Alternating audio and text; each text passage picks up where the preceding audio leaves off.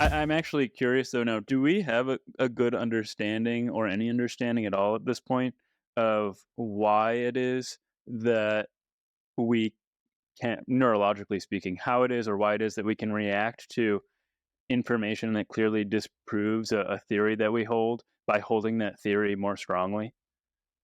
Yes. Sometime it could take a totally wonderful form.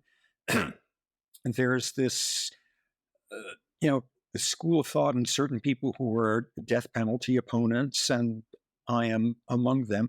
But they frame it in a particular way, which is when someone says, "Oh my God, how can you like try to help these people so monstrous and all of that?"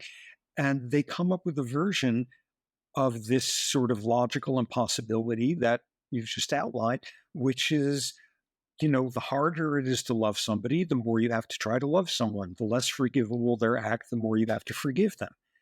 So, like, that's a very moving version of it. Some of the time, we're doing that type of illogic all the time in a way that, rather than being like, humanitarian, is just great for our sanity.